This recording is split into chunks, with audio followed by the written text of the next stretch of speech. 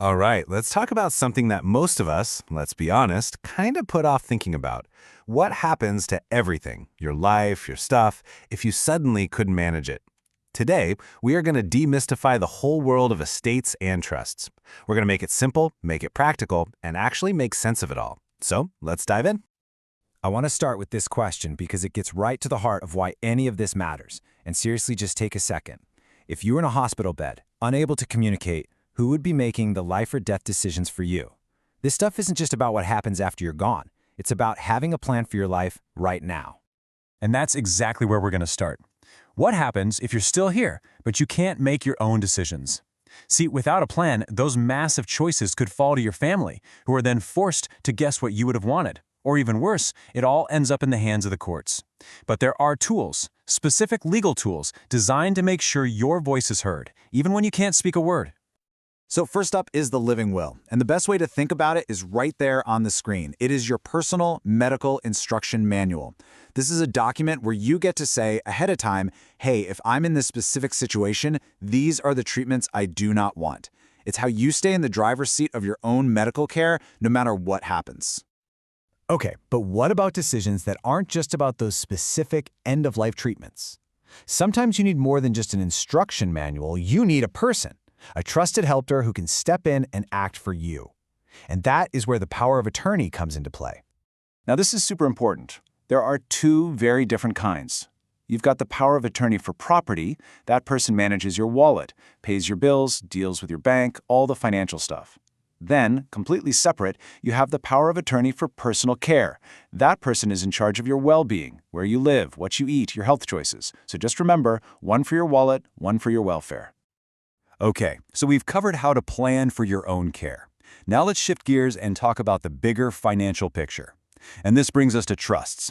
These are really powerful tools that are usually set up to solve two main problems: making sure things are fair and, you guessed it, dealing with taxes.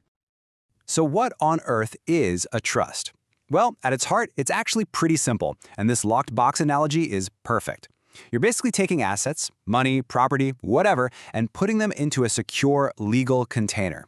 And that container comes with a set of instructions for how it's all supposed to be managed for the people you choose. Now, as you can imagine, people got pretty creative with these locked boxes. They figured, hey, I can put my investments in here, and they can just grow and grow for generations and will never have to pay capital gains tax. But yeah, the government caught on to that pretty quick and put a stop to it with a very specific rule. The government's whole solution revolves around this one number, 21 years. It's not random, it's basically a ticking clock, a mandatory tax checkup that's built into most trusts. Let me show you exactly how it works.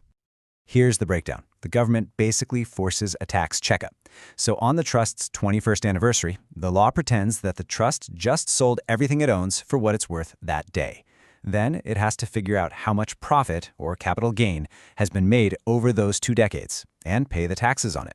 It's a clever way to make sure these trusts can't become permanent tax shelters.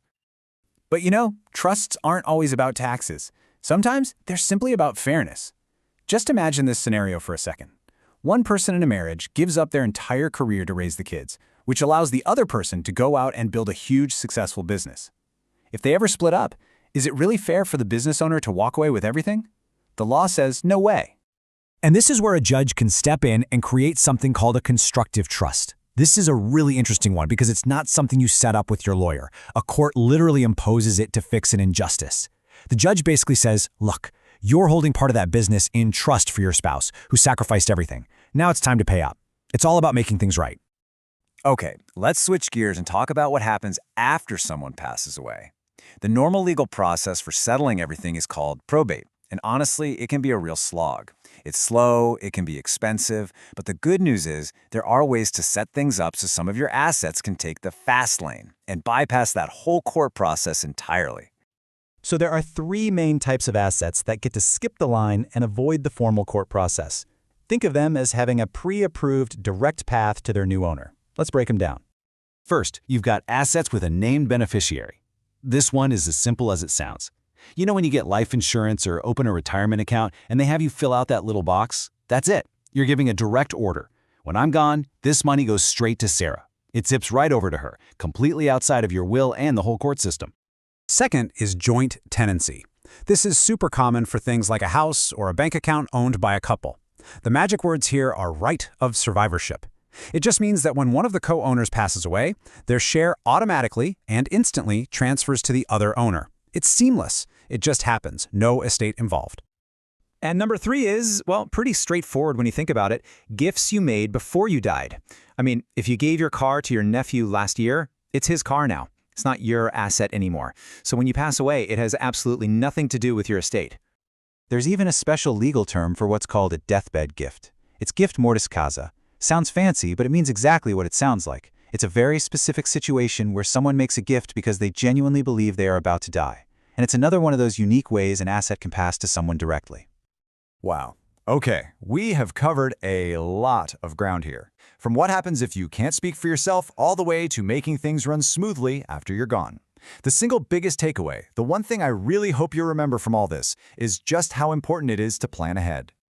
So let's just recap your planning toolkit real quick. You've got living wills and powers of attorney. That's your voice when you can't use it. You've got trusts, those locked boxes for managing assets, making sure things are fair. And you've got those fast lane strategies, like naming beneficiaries, to make things way faster and easier for your family. Look, at the end of the day, an estate plan isn't just a bunch of legal documents. It is your voice projected into the future to take care of yourself and the people you love. So the only real question left is, what have you decided for your voice to say? Thanks for joining me.